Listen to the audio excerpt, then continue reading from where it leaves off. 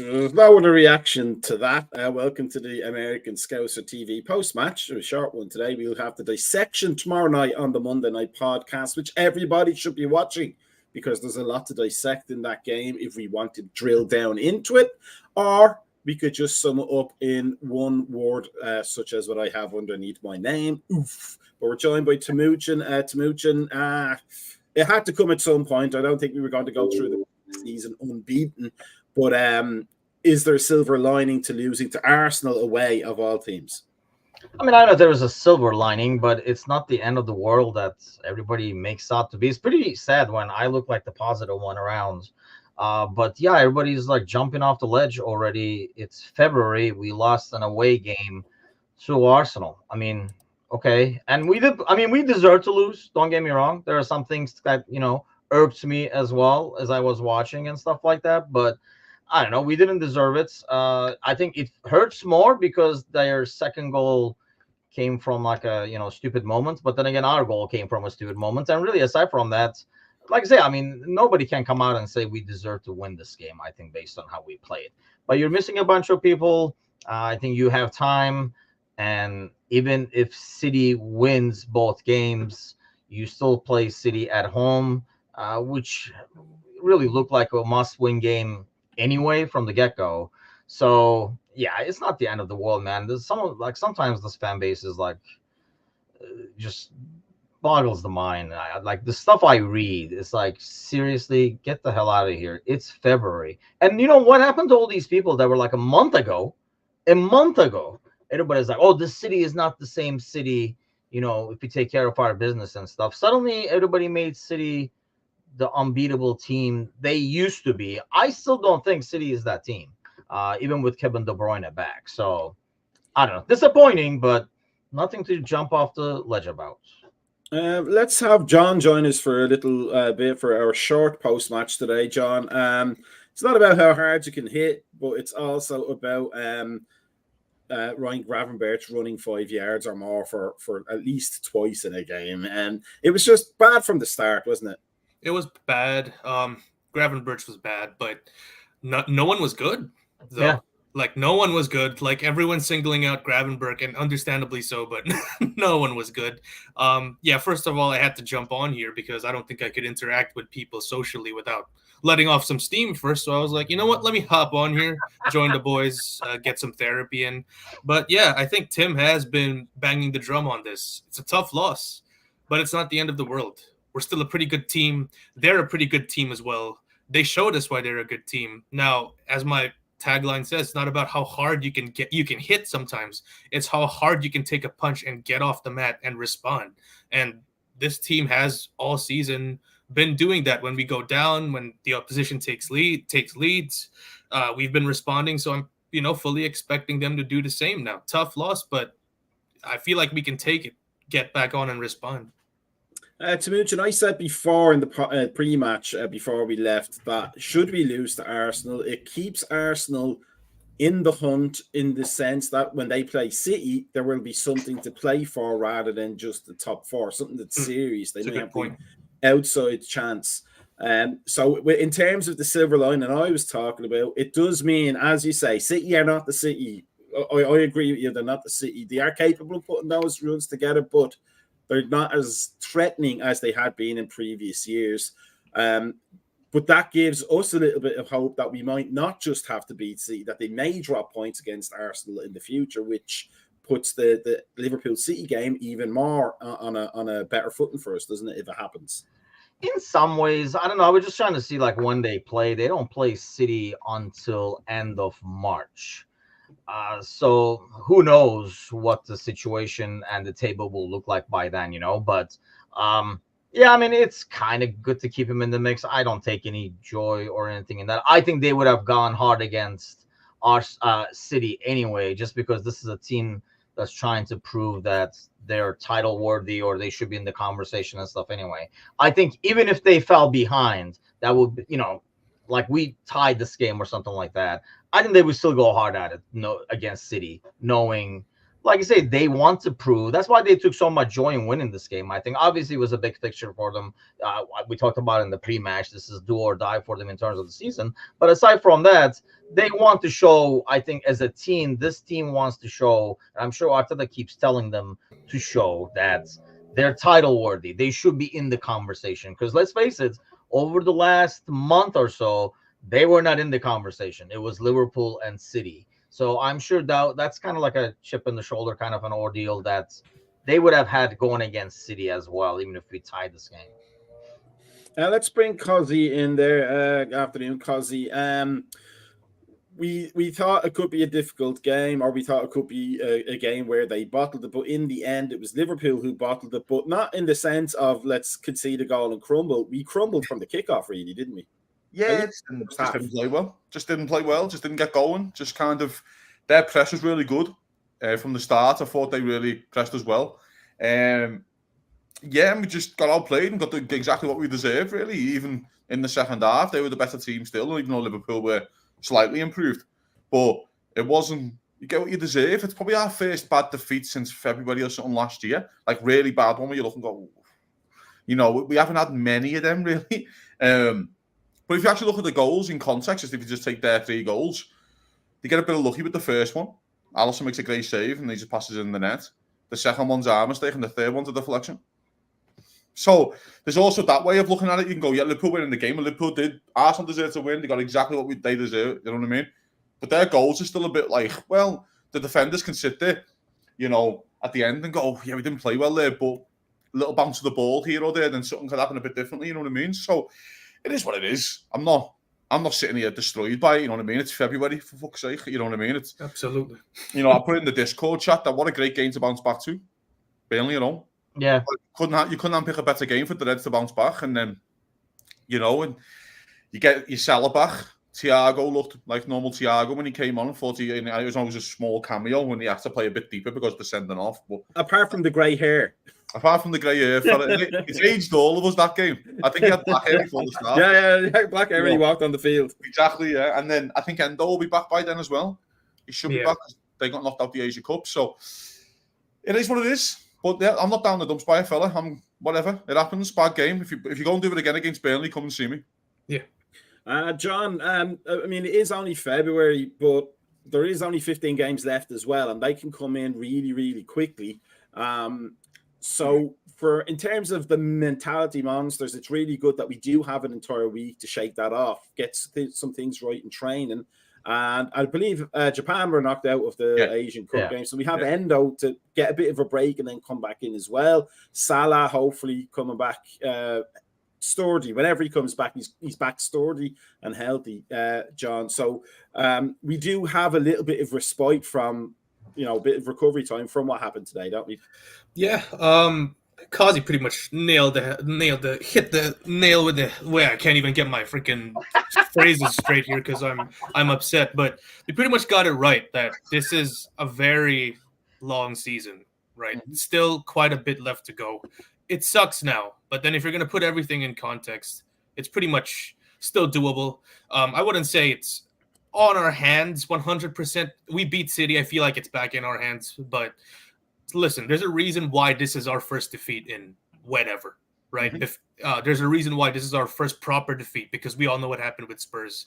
Like I keep saying, it's just we got to keep faith in the guys. Like Klopp is an excellent manager. We still have some good players out there. We faced a really good opponent, so yeah, I feel like this 1 week break came in at the right time as well because we came off of a performance against Chelsea where we were just everywhere and it kind of showed with our legs a little bit right now. We barely got our attackers in. Obviously, people are going to scoff at this, but I think if we had a healthy Nunez, it could have been a different game because I think the analysts kind of pointed it out there at the start. He kind of stretches their defense where they couldn't press us as much if he was out there, but it is what it is. We'll take it. Probably get a good drink in, and we move on, right? So listen, I'll be honest with you, Matt, right? I watched it on the UK TV as well. I've got a VPN, and I watched it on UK TV, and no one mentioned our injuries. No one mentioned the players we got out. No one. Like, literally, our best player in the last 2 games has been Conor Bradley, and unfortunately, he's not there. Right. And you just look and think, it's just insane, like what Liverpool have been doing anyway. I think we've said that on previous post matches, like what Liverpool are doing with the injuries are just keep winning games, and it's just caught up with us against a good side. It's caught up with you. It's footy. Yeah. You know what I mean? The problem is, of course, there's a lot of new fans to the game as well, and Liverpool have had Klopp for 9 years, and for the last 5, we haven't lost many. So let's not lose our heads. It's still in our hands. Let's just relax, as Johnson said. It's a long season. I know there's 15 games to go, and I get it, and that's a long time as well. City haven't looked their imperious best. I think they've got a twat of a game tomorrow. When, I don't want to go to Brentford on a Monday night if I was Liverpool. You know what I mean? I just don't fancy that game. So let's see what happens. Loads of time. Timuchin, Suzy says that the game was basically on Klopp. We didn't have too many concerns in the pre-match about the lineup, except maybe Gravenberch and Elliott, but we rationalised that as being the more physicality. Yeah. But Gravenberch hasn't shown a lot of industry in previous games, so was that maybe the one bad call where what we may have made up for in height on the team, we lost in the fact that he just doesn't run? Yeah, I mean, before the game, so you can't do like 2020, right? You can't do the hindsight thing and blame it. Mm-hmm. Before the game, we said... I can't even do 420 without the glasses. Gravenberch looked odd, but we kind of like said, probably for the physicality. I guess, yes, we did maybe we overvalued physicality as opposed to control, because you can see that, yes, Elliott does not have the physicality. He got shouldered off a couple of times by Rice and stuff, but we controlled the ball a lot better, especially on that right-hand side. If you're going to do any hindsight, you do not start Trent in this game, and you start Robertson and you put Gomez at right back. And you guys can go back and watch this game. I know I'm probably the biggest anti-Trent guy on here, but that is pathetic defending. He's not even looking like he's trying anymore. That's fucking ridiculous, dude. I mean, there was one time right before he came out, that's when I freaking lost it, because he looked over his shoulder, he saw the guy there, and then he just stopped. And then the through ball was right in between him, and Martinelli was on goal. I mean, he's not even trying him. How many times did Martinelli just cut and Trent just stopped? He was like, yeah, I guess I'm not getting it. Konate, I would hate to be a right center back on this team, because I feel like you're carrying the entire load of that back line by covering it. And people can say, oh, it's the positioning, inverted. Fuck that. There's a guy in front of you. There's a winger. If you can't defend the winger as a right back, you're not a right back. We're playing a number 10 as a right back. And if nobody can see this, you're freaking blind. He is not defending. And it's not this game is not his fault. But if we're going to go back and say, I mean, Nick says how many defenders, you know what? Most defenders will try. I guess that's my thing. Most defenders will try. They will stay in front of him. There are ways to defend. Martinelli is not freaking Mbappe or Mo, or people defend Mo. So I'm sure, you know who could defend Martinelli? Bradley can defend Martinelli, because he did in the last game. So it's just everybody is full of excuses for Trent. But you look at the effort today. If I make a lineup change, I know everybody is harping on Gravenberch, but that would be the name I change. Because I know it didn't cost us the game, but it cost us the control. It cost us the momentum. They were always in control of the game. Because anytime they got the ball to the left, it was dangerous. And it's a difficult, tough way to play like that. I feel like right with Trent, right? And I kind of agree. I didn't think he played well today, but I think he's had his worst games probably against Martinelli, like throughout his actual career. Yeah. I feel like Martinelli's played well against him. It's difficult. I don't think he's fit. That's one thing. And I actually think if Bradley was there, I don't think he starts anyway. Or he might have just done him in midfield. I don't know. Over Gravenberch. We kind of assumed because of experience away at Emirates that Trent would get the start just because, you know. Yeah, of course. The game. I think it's a brave call from the manager to make 4 or 5 different positional changes, don't we? To then move Gomez to bring Robertson in, then you're doing Gravenberch, and then you've got to do Nuna. It's a lot of complete different changes when lads are being good in those positions. So it's a big call to make at the Emirates. But I didn't think he played well. But I also think the manager got the subs wrong. Because as soon as you bring off Trent, you move Gomez, and then you bring Gomez off again. You haven't got a right back, and you're playing Luis Diaz right back. That's on the manager. That's on the manager. And I listen to me, as you know, I'm his biggest fan in the world, and of course I'm going to fucking cry my eyes when he leaves. But it's like, you can't take one right back off, move a right back, and take another right back off. My head fell off when you're playing Luis Diaz. Even at 2-1, I get it, it's 2-1. you want to try and compete the game, you go 4-4-2. If you want to get Thiago on the field, you get 4-4-2. And you just go put Nunes and Jota. And as poor Nunes was, by the way, I felt he was unlucky for the yellow card because that's definitely a foul on the edge. But that's not unlucky. That's just, you've got to control yourself. It's not the first time. I can understand. It's not the first time. That's a foul all day. Oh, yeah, it is a foul. But the only way that you can get the cent bookings right is if you get most of the decisions right. If fucking referees are 95% in the correct, then you don't have to look and go, well, mate, I'm usually right. I'm booking you for the cent. They're always wrong. Half the time they're wrong. That's why I felt sorry for him. His chance when he takes on, he skins, I think it's Kiwiyo or whatever his shitty name is. And he has that chance in his blazer over the bar at 2-1. He's just like, 1-0.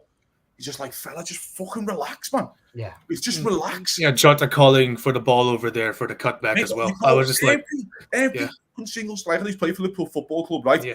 Go across goal. If you're going to shoot, go across goal. So Raya tips it out. And at least like the Saka would have it, you just get a tapping. Just get a tapping. Do you know what I mean? At least if you're going to shoot, do that. It was just, but yeah, I know, I get your sense argument, I understand it, but I think he has been brilliant this year. But I just don't think he's fit. I genuinely think he would have done Bradley today, but he had no choice, did he? Of course. John, we talk about silly yellow cards, but the red card for Konate, I mean, he just looks like a big lovable lunk, really, doesn't he? Sometimes he's not going out to be vicious and nasty.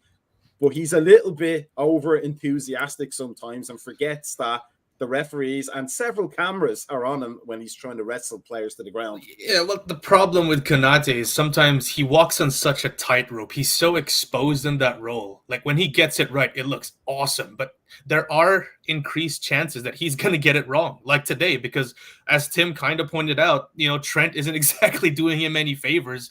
Say what you want about the yellow cards, but if you keep exposing a guy like that, one of these days he's going to get caught out. And no matter how good a center half you are, we saw it with Van Dijk last year, being exposed repeatedly due to our lack of pressing. You are going to get caught out from time to time. So I can't even get mad at Konate for getting sent off because, it's that kind of game. And we were chasing the game as well. So, for me, it's kind of a, risk reward kind of deal. And this day was pretty much the risk outweighed all the reward, and it's just one of those games. And Saidu kind of makes a point here that made me raise my eyebrow. Van Dijk and Alisson, we've been playing the same way for 5 years now with them. They make those mistakes. It happens from time to time. It happened now, and we're just gonna take it in the chin and move on. 99 times out of 100, it happens.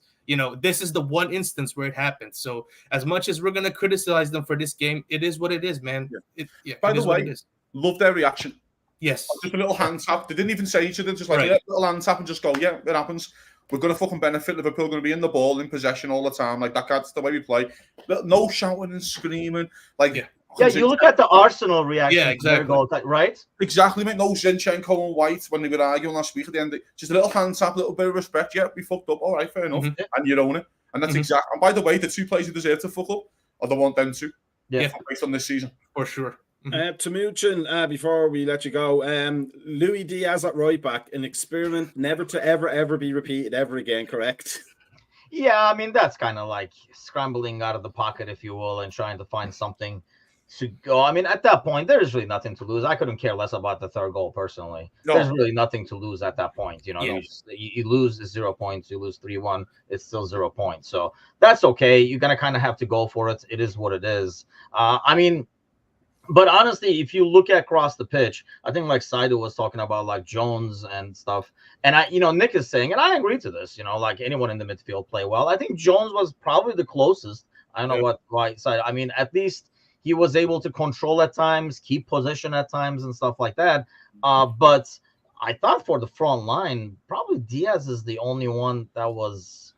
And I mean, that goal is just his hustle. And that's, at least he gives you that. I think we have like a double standard across the board, right? When Nunez does those things, everybody's like, look at Nunez. He's hustling. He plays so he runs and he puts pressure on people.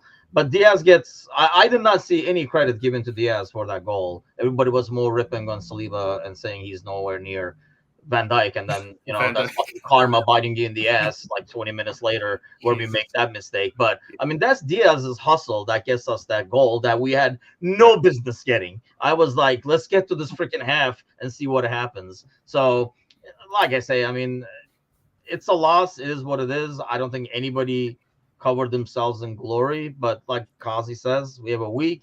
People coming back.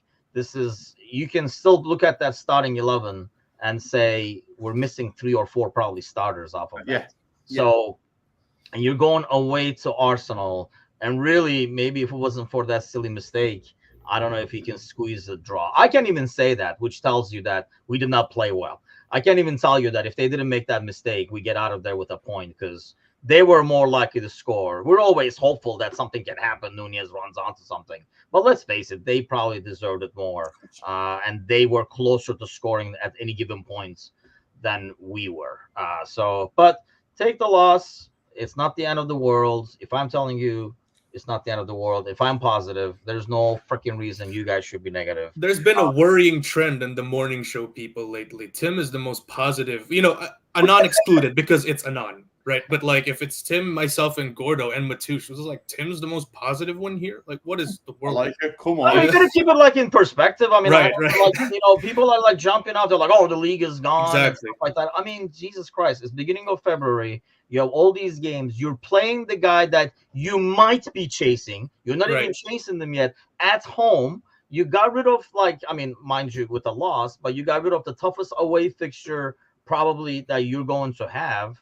Just freaking relax, and that's why I like these post matches. I got my therapy out of the way, got my Trent vents out of the way. Now I can kind of Trent vents. We're gonna start calling it that. We're gonna make it a thing. Tim's Trent vents. But you guys have a great show, man. I'll catch you and American Scouts for People tomorrow morning. Take care. Right. See you, Tim. It's Richard. So, Cosby, let me ask you this, because it's something that drove me mad during the game, and it drives me mad quite frequently. McAllister losing the ball with his back, or his front to goal, his back to the goal we're scoring on, and his front facing Alisson Becker. It just kind of emphasizes how important Endo made himself before the Asian Cup, doesn't it? Yes. And I see a comment, I think it was a side comment, about not having a DM. Yeah, because ours is away with the Asian Cup. We have a DM. His name's Endo. He's pretty good. And he plays DM for Liverpool. And Liverpool are filling in. The second probably choice DM is Thiago, whose first game is back today. As much as I don't want to see him there, the manager will probably play him there. So it is what it is. You know what I mean? It's a weird one, brother, because I know we never played one, and I get it. I understand people's frustration. But you lose football matches. That's normal football. We've been fucking programmed to FIFA football, where Liverpool just go and collect 106 points out of 108 in a calendar year. That is not real life. That's why that team is so special. Your team loses football matches to other good teams. And by the way, I actually think City didn't want Arsenal to win. I actually think they half wanted Liverpool to win, because they don't want to chase another team down. They can't. They'd rather chase 1 than 2. That's their argument. If I was City, I'd rather catch Liverpool. Still in our hands, by the way. Even if Liverpool would have won, it's still in their hands. You know what I mean? And they don't want that.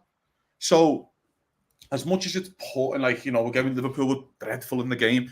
I think if you look at last starting 11 against Burnley next week, you might have Endo, Thiago, Conor Bradley, Salah, Szoboszlai. Don't think it's bad, boys. You know what I mean? That's just not at all. No. You know what I mean, mate? And Kanate's getting a rest, and we all worry about his fitness, and now he's got a forced rest. You know what I mean? So he's got another 2 weeks off before he probably kicks a football again. So let's just relax. We weren't great. I understand. But there's loads of time left. It's still in our hands. If you want to say it's still in our hands, no problem at all. Liverpool, it's not going to be a 95-point title winning season this season, like we've been programmed in our head again. It's going to be around the mid-80s, which me and Mac are used to seeing in England previously years ago. When I remember United side who won the treble, I think they got 77 points. 77 points to win a fucking league. I think Liverpool had 77 points by Christmas when we won the league last time, or close to it. So let's just put it into perspective. Foul and under was one of those days, and let's go from there. But again, if they turn it in like that against Burnley, fella, then we can all have a bit more of an in-depth conversation.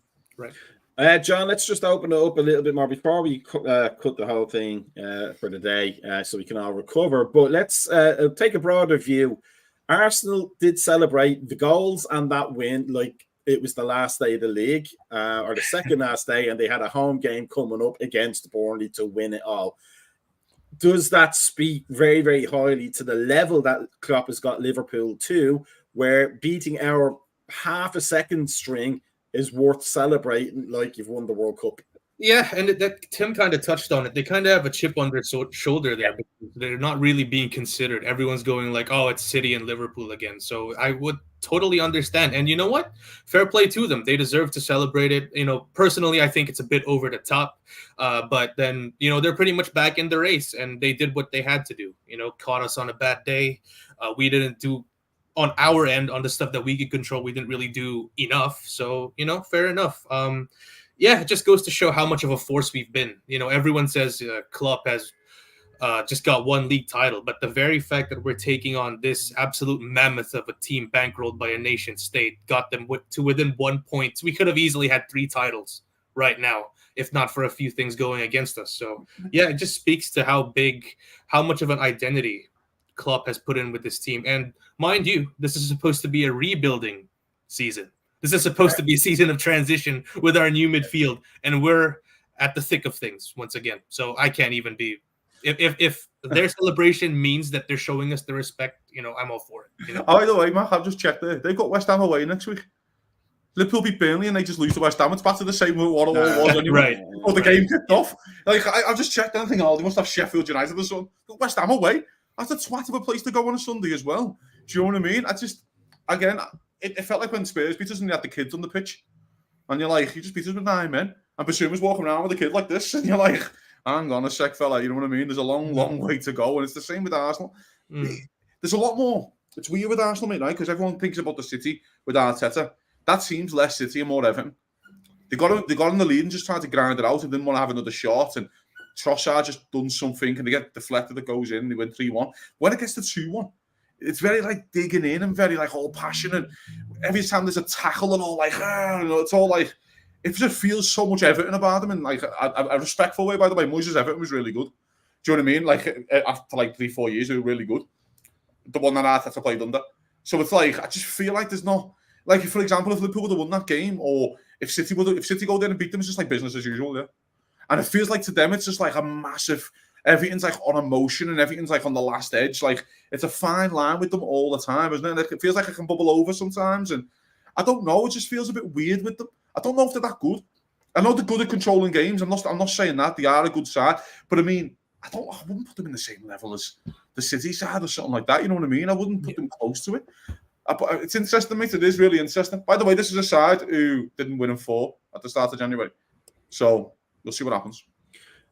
Just before we quit it and I go feed some cats, they're not even mine. I'm just being generous and nice and but here's my question, Alison Becker. After today, John and Cozzy, how many Oasis songs do you think he's going to play in his guitar tonight, and which ones?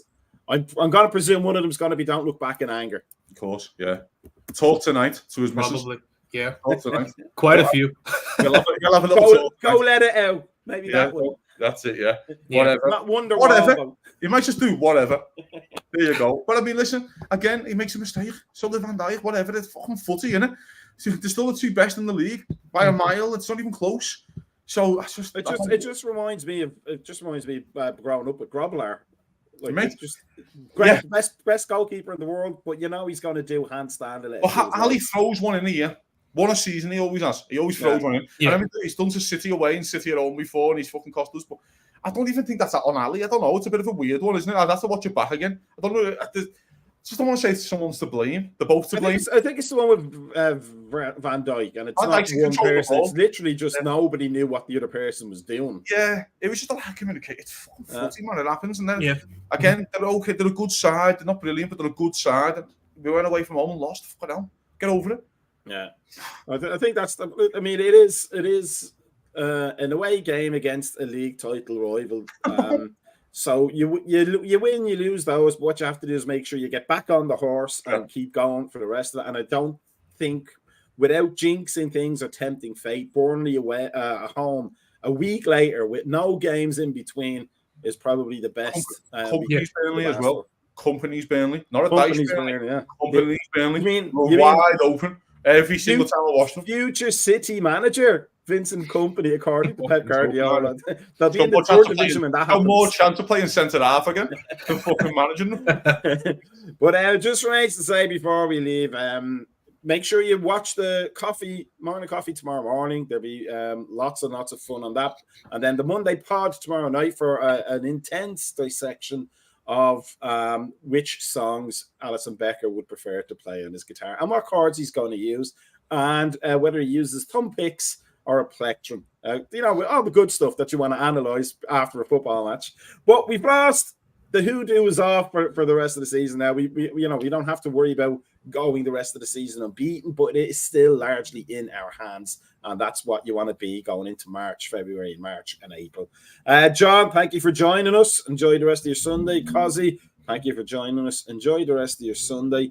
There's only a few things in life that can cheer you up after a game like that, Cozzy. I was going to do the new hip hop licious outro, but today we need the 70s porn. Come on then.